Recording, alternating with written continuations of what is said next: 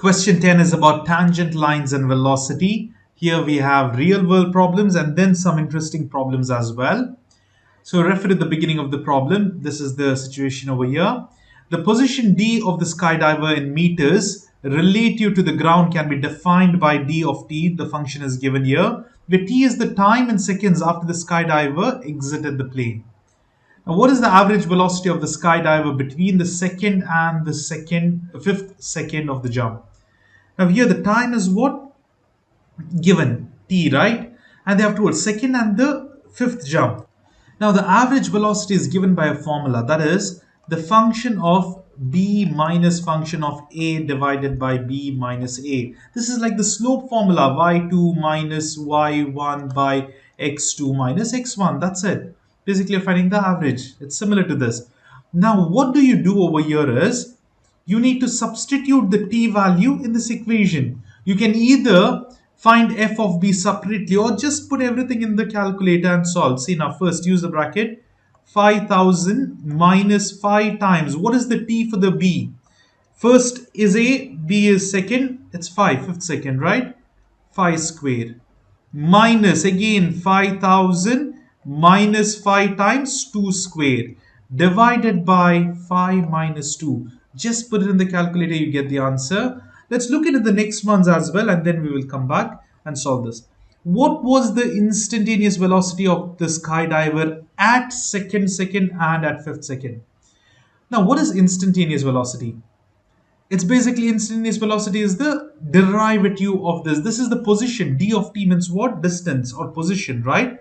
Derive this, you will get the velocity. Now slope, now over here you might be thinking, okay, this was distance, we did this and how did we get velocity? Now what we did was we found slope, right? What is derivative exactly? Derivative, you must have known this by now, is basically slope of the tangent line. So now this formula is slope formula, that is the derivative itself, that gives you the velocity. Now whenever you have distance, when you derive it, that is d by dx, or with respect to any other variable, you get velocity.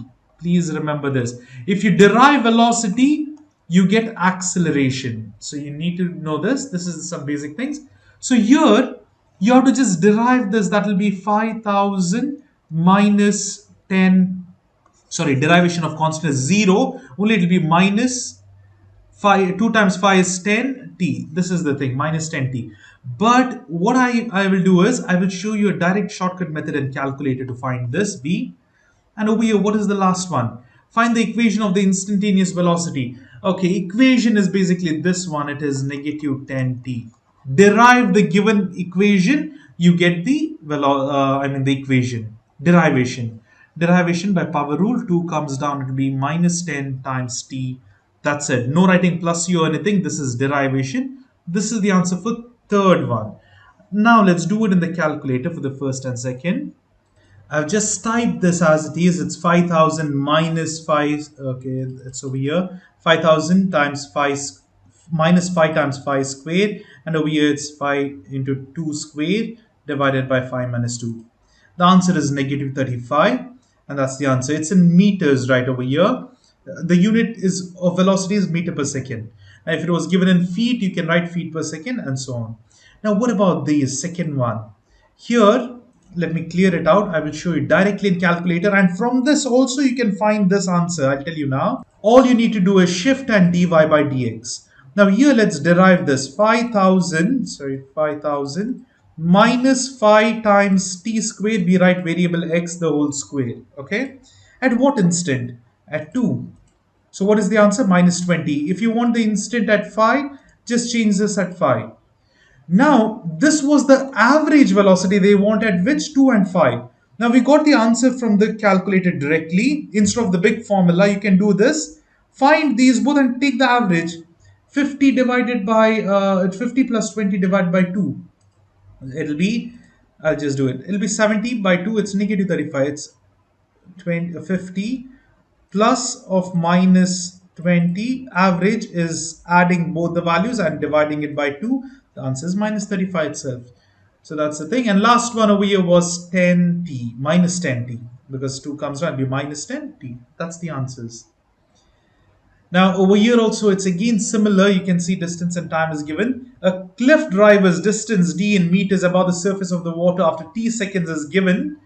Now calculate the diver's velocity, average velocity for the interval zero point 0.5 and 1. Now here there is no equation, so please remember you need to do the formula itself. F of b minus f of a divided by b minus a. But the values are directly given, right? So it's pretty simpler. So what is this? At 1, I will take this as b and this as a. It's 40.6 minus 43.7 divided by the distance and average of 1 minus 0.5. Put this in the calculator, you'll get the answer. So I've typed this as it is in the calculator, and the answer is 6.2 minus 6.2. Remember the sign is an important thing as well. So negative 6.2.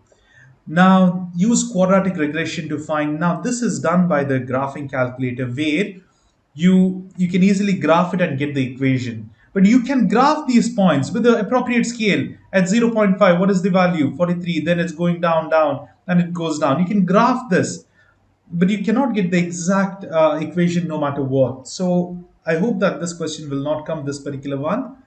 Then the third one, find an expression for the instantaneous velocity. Okay, now once you have this equation, all you do is derive this. It'll be 2 times this 4 point, it'll be 9 point something. Just derive this equation and you will get the answer. So it'll be 9.82, I believe, minus 82 t minus 0.04. That must be the answer. So yes, that's the answer. Oh, and there is another part at 3 seconds.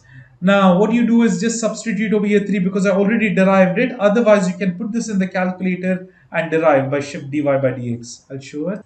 Derivation requires the original equation of the distance or the position. Shift dy by dx. Now put this out. Minus 4.9 t squared shift t squared. Then we have minus 0.04 t, that is shift and x value variable, plus 45.06. Now at what value they have asked? At 3. So solve it up. The answer is 29.44. Now here I think so they have substituted in this, so you get that, but still, oh, I have not written 9.1, so that's the thing, I guess. And let's see, yeah, it's absolutely this point. I messed out, right? So that's why it got 4.4, but this is the actual value. And the derivation over here gives you the answer. And similarly, you can solve this problem as well. Please try to solve it by yourselves, and then I will solve it over here with explanation. I hope you have tried. Now we'll go ahead. Football. A goalkeeper can kick a ball at an upward velocity of 25 meters per second. Suppose the height d of the ball in meters t seconds after it is kicked is given by over here. Again, the position or the distance is given. Find the equation of instantaneous velocity. Just derive this. Velocity v of t is basically the derivation d dash. Okay. D dash of t is equal to the instantaneous velocity. The 2 comes down to be negative 10t plus 25. That's the answer. How fast is the ball traveling? 0.5 seconds after it has been kicked. So here you need to find the velocity. How fast? Fast is speed. Speed is velocity, right? Just substitute over here 0.5 instead of t. Or you can use the calculator. Just put this equation and t of 0.5. We have done it just a while ago. If the instantaneous velocity of the ball is 0, now instantaneous velocity, this is 0, okay? V of t is equal to 0. When the ball reaches its maximum height, so it reaches maximum height, obviously. So now imagine the ball is going up. It will reach a maximum height, right? And then it comes down, isn't it? Now at this point, you can see there will be the maximum, the tangent, where velocity is 0. Otherwise, see, it's increasing. See, over here increases, slows down. It will be 0, and then now it will be negative values. So that point is always 0. So that is the point where it reaches maximum, where velocity is 0. At what time will the ball reach? Okay, I thought they're asking something else, but they're asking at what time does it reach this point? So at what time exactly is, we know velocity is 0, right? Substitute in this equation and solve. So it is minus 10t plus 25 is equal to 0. So take minus 10 to the other side. It will be 25 is equal to positive 10t. It's 2.5. At 2.5 seconds, what happens is it will reach the maximum height. After this person hits the ball, it will take 2.5 seconds to reach the maximum height with the velocity 0, and then it will fall down. What is the maximum height of the ball? This distance, what is it? For that, you have to just put this 2.5 over here in the given equation. Now, I know this is confusing. Let me just go from the beginning.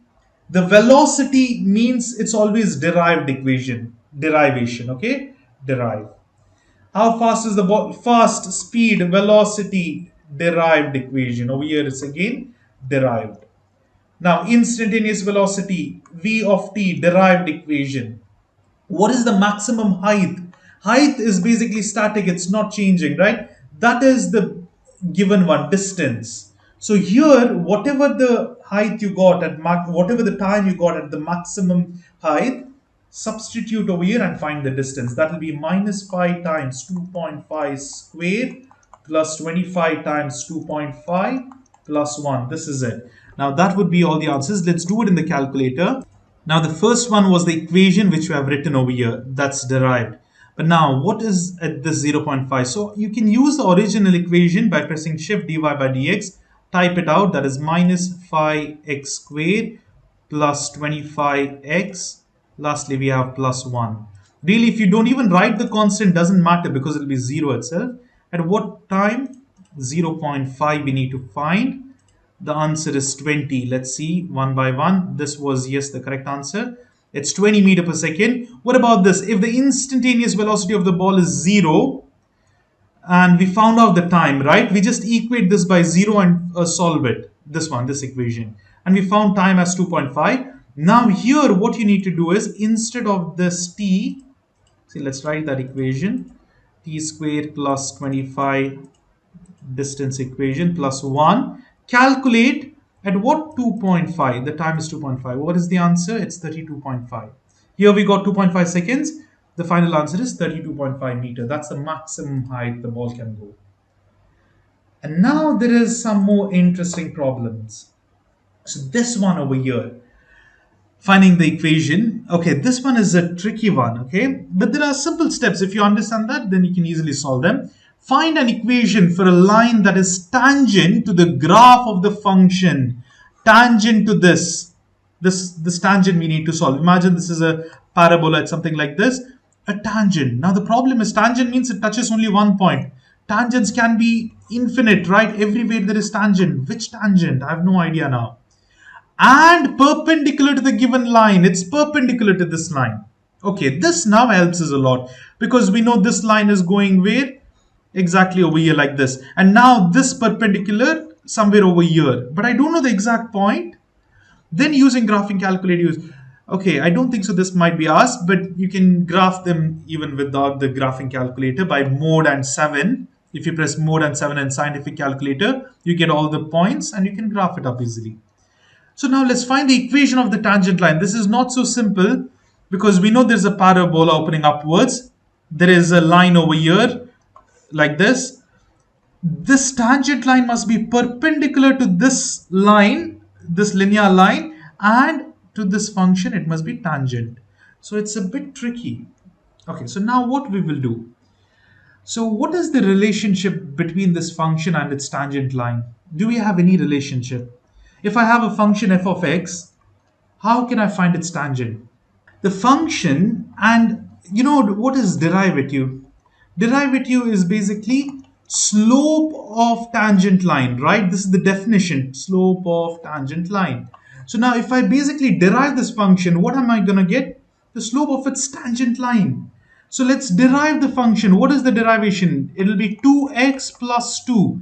So basically whatever I got over here is the slope of the tangent line. This tangent line slope I came to know. That is basically m, isn't it? Slope. That is 2x plus 2. But what does this help us? I don't know which point exactly, right, it's touching. But this line gives us a very important information. That says this particular slope of the tangent line must be perpendicular to this, right? What is the slope of this line over here? M is how much? Minus half, right? We don't write x and all, just minus half. So this is M minus half. Now, what rule do we know if two lines are perpendicular? If two lines are perpendicular, then the slope of each other is the negative reciprocal. That means, say, imagine I have 3 by 4. This is one line. If I have to draw a perpendicular line, the slope is negative 4 by 3, negative reciprocal. But now, in another way, there is an easy way to understand this. If you multiply the slopes of perpendicular lines, you must get negative 1. So now if you multiply this as well, you'll get minus 1, right? This is another rule. So now I can easily find out the x value. See, because this is in terms of x, right? X value of the tangent line, where it falls. So I will now show it. Basically, what I do is I will tell m into m must be equal to minus 1, isn't it? So if I multiply 2x plus 2 multiplied by negative half, what should happen? I should get negative 1. Let's do this. This half cancels over here also half. It will be minus x plus minus, sorry, 1 is equal to minus 1. Minus 1 cancels. What is the value of x? Minus x is equal to 0, or x is equal to 0, you can tell, right? So we got x value of 0. But now this just gives us the x coordinate. What is the y coordinate now? Now y coordinate can be found from this function, because we know at this x value, where is the y value? Because now they must touch, right? Now what does tangent line mean? Now if this is the tangent line, sorry, tangent line must touch only one point. Now I know the x value of this tangent line, okay, x value. This is the x coordinate, that is at 0, okay, like this. Now what is the y coordinate? I have no idea, but I know that the tangent line will touch this function at x and y, and they both intersect at that point. So if I substitute now in this equation 0, what happens is I will get the y coordinate. It is 0 itself. Y value is also 0, so it is at 0 0 the tangent line is touching this particular equation. I know this is a bit confusing. Let me just clear everything and let me just try to get it. Let me try to make it simpler now. I had told all the explanations in the previous part, but now I'll just tell you how we can solve this. But you can't directly solve it. You have to do these methods. First thing, there will be one function, one line. The function's tangent line is what we need to solve. So find f dash of x, that is equal to m of the tangent line. Derive it, 2x plus 2. That's it. Find the slope of the other line. What is the slope of this line? M will be negative half. This is it. You need to know the tangent line is perpendicular over here. So if you multiply the slopes, you will get negative 1. So let us multiply 2x plus 2 times negative half equals minus 1 and solve for x. So here you multiply this, it will be minus x minus 1 is equal to minus 1. I'll take x to the other side and this 1. It will be minus 1 plus 1 is equal to x, or 0 is equal to x. So I found the x value of the tangent line. I know wherever this is there, the x value is the same and the y value also will be the same, because tangent line will intersect it, or intersect this given function. So I will just substitute over here in this function, instead of x squared plus 2x, I will take x as 0 and find it will be 0 squared plus 2 times 0. So y is equal to 0. This is the x and y values of the tangent line. Still it is not over. The slope of the tangent line is over here. The x and y is found out. Now let's write the equation. What is the equation? You know x and y, right? And the slope. So you can write by using this basic equation, y into y minus, you have done this previously also, I believe. Y minus y naught equals x, you can write it as 1, sorry, into m into x minus x1. It's basically the slope formula itself. Y2 minus y1 divided by x2 minus x1, if you take this to the other side. Now substitute the values. It's y minus 0. This is now 1 and 1, okay? M is negative half. And over here, what do we have? We have over here, sorry, one important thing. This is the slope of this line. The perpendicular line slope will be the negative reciprocal. Now, if you know the parallel line, if you know a line and you want to know the slope of its perpendicular, negative reciprocal means if I have 3 by 4, I just did that, right? I told it a while ago, yeah.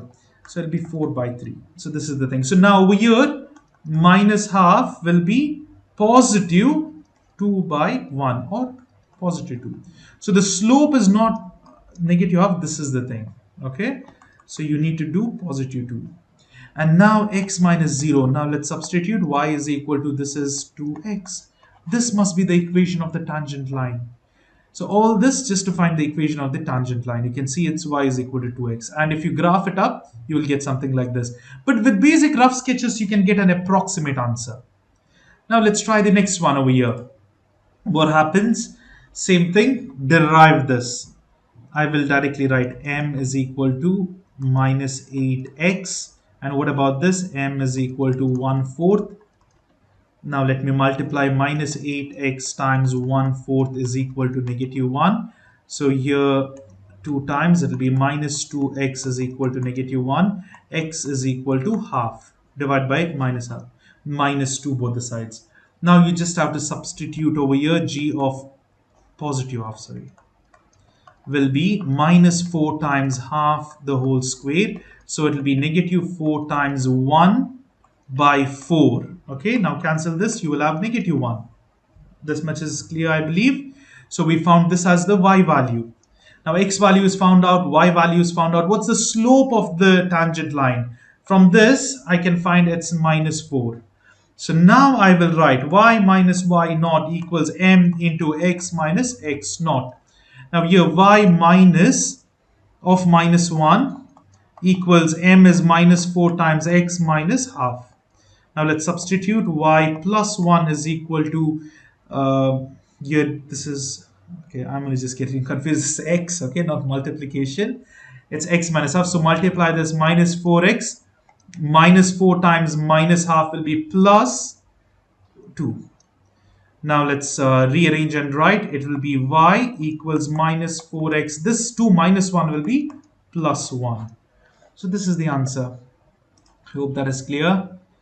And similarly, we will do the other ones over here. So how do you do this? Again, derive this and find the slope. It will be, I'll quickly do it now. I mean, these are all the same things, guys. This is the last problem I'll do. Please try the other ones by yourself. There's nothing much difficulty. Wait, this one is same like the previous one. Let me just see whether there are other difficult problems. Over here's the answer. Here also it's the same thing. Okay, now here, no, it's the same thing. It'll be positive 6. Okay, let me do this anyways. So here, quickly let us do. M is what? Derive the first function. It will be 1 because 2 by 2 is 1, x plus 4. Okay, that's the answer. What is the slope of the perpendicular line? Perpendicular to the tangent line, it is negative 1 by 6. So then just multiply them. It will be x plus 4 multiplied by minus 1 by 6, that is equal to minus 1. Now over here you need to multiply this throughout, like distributive property. It will be negative 1 by 6 minus 4 divided by 6 will be 2 by thirds is equal to negative 1. Now over here there is x, sorry for that. Take this to the other side. It will be minus 1 by 6x is equal to minus 1 plus 2 thirds. Minus 1 plus 2 thirds. How much remains? There will be negative 1 thirds remaining. Minus 1 by 6x. Now take this to the other side. First minus minus cancels. Take this to the other side. X is equal to 6 by 3, or that is 2. Now x value is found out to be 2. So what is the y value? Over here half into 2 the whole square. That will be 4 by 2. Answer is 2. Y is 2. X and y are 2. So now I can use the formula y minus, we are directly write it, y minus 2 is equal to m. Negative reciprocal, it will be positive 6. Okay, it will be 6 by 1 or positive 6 into x is what? Minus 2. Now let me do the distributive property here. 6x minus 2. I'll take this to the other side. Y is equal to 6x Minus 12 plus 2 will be minus 10. So this is the answer. And you can see that's the answer. Oh, now see, I've done some error. Let us just trace back what's the error I've done. It took me a few seconds because I just forgot about this equation properly. Look at this equation. It is 4x. And I forgot that part. 4 times. What is x2? Here it will be 4 by 2 plus 8. So the answer is 10 here. I hope this is clear. Y is 10. So what happens? Minus 10. Here also it's minus 10. So when I take this minus 10 to the other side, minus 12 plus 10 will be minus 2 only. So this is the answer. It will be 6x minus 2. And yes, that is the correct answer. You can see here 6x minus 2. I hope this is clear. Once you understood the method, then it's the same thing carried forward. And now the last problem in this particular topic. The distance s of a particle moving in a straight line is given over here. That is s, that's position or distance, where t is given in seconds and s is measured in meters. Find an equation for the instantaneous velocity v of t of the particle at any given point in time. So now here they have told instantaneous velocity and distance is given. So write an equation, that is derive it. That will be velocity with respect to time. So velocity with respect to time is derivation. It will be 9t squared plus 8. Then this will be 0. That should be the answer. And what next? Find the velocity of a particle for t is equal to 2, 4, and 6. You need to find for velocity. All you need to do is put these values over here in this equation, or you can use your calculator. In the calculator, just press this symbol over here. Sorry, dy, shift and dy by dx, not integral. Now let's type this equation. It's 3x cubed. And then what do we have? Plus 8x. And lastly, plus 4. And x value is 2. Sorry, let's start with 2. What is the answer? It's 44. The first answer must be 44. Yes. Next one will be just change the value over here to 4. It will be 152. And lastly, it must be over here. The answer is 33. At 6332. Yes, those are the answers. That's how easily we can solve the question number 10. Just be careful with the tangent, finding the tangent part, finding the equation of the tangent. Remember the steps, and the same steps are carried for all the problems.